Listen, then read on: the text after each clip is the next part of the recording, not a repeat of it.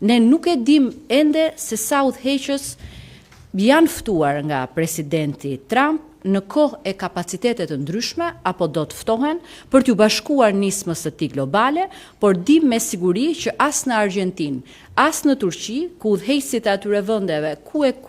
më të mëdha se sa vendi ynë e kanë njoftuar publikun për ftesën, nuk ka pasur kurfar debati mbi madhësinë e numrit të antarëve të bordit paqes. Përkundrazi, përfshirja e vendit ndër të ftuarit është konsideruar diçka pozitive, e mirëpritur dhe e pranuar me falënderim. E nëse për ato vende dhe të tjera në përmasat e në peshën e tyre të madhe gjeopolitike, kjo është diçka pozitive, për Shqipërinë e vogël, kjo është diçka e jashtëzakonshme, me një përmas e peshë historike. Bordi i Paqes përfaqëson një qasje të re, të ndryshme nga modele tradicionale të trajtimit konflikteve dhe mekanizmat ekzistues të menaxhimit të krizave. Ai lind në një kohë ndryshimesh të mëdha për botën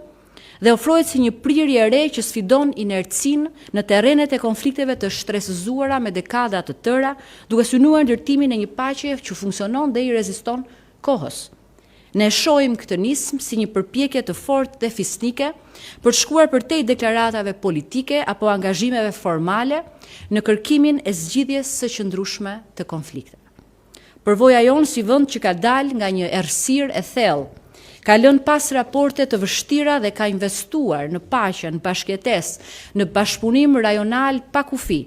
por më lejoni të shtoj, edhe modeli ynë i jashtëzakonshëm i bashkëjetesës fetare janë një vlerë e shtuar që Shqipëria do ta çojë në tryezën e lartë të bordit të paqes me statusin e antarit themelues, i cili jep Shqipërisë një mundësi historike në formësimin e vizionit, parimeve dhe zgjidhjeve të bordit paqes në të mirë të njerëzimit. Sipas statutit,